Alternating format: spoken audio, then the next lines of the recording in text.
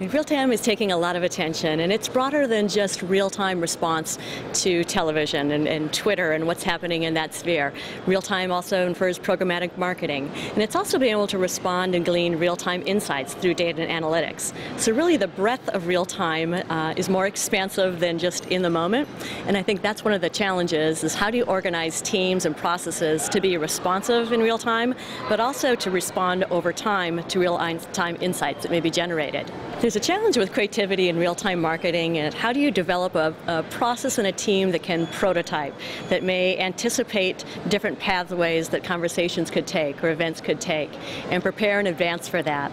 But you also need to have the nimbleness and kind of an experimental nature too, to not always pre-plan and program, but to have the right resources in place to be inspired by events and react through copy, through creative, through having the right image bank, and be able to pull that storyline together.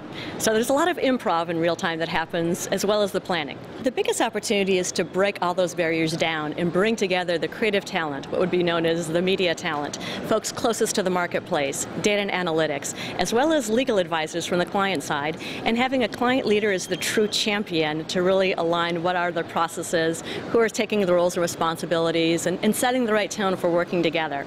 So it's less about where does real time live, and more about creating that right team environment in that kind of sense of improv and experimentation together to learn and be able to iterate over time as we learn more. The space that used to be called branded entertainment, and now it's somewhat relabeled as native advertising, it's really an area that Starcom has been involved with for many years, both through our organization Liquid Thread, but also within our planning organization as they develop content strategies, and then our ability to work collaboratively with other outside external creative agencies or agencies within the family, as well as clients and the marketplace, who is playing more and more a role now of creating content. So I see often our role in the media sphere as being the bridge to many of those content sources, increasingly developing product and platforms with partners too for the design and distribution of content, and helping to guide the way with clients as far as where their content should be discoverable, where we need to partner to get broader reach and amplify that message, and what we should be creating based on the insights that we've gleaned.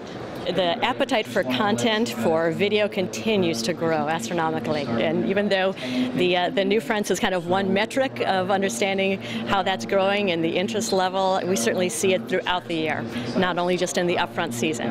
And content, I'd say, is getting defined a bit broader too than just video. I think there's increased interest now in edit, in valuing photography as well, which certainly for consumer, you see a lot happening on the photo sharing and content creation in that kind of visual sense. And I think you're starting to see more traction there too, and recognizing that as a content form, that it's not only video.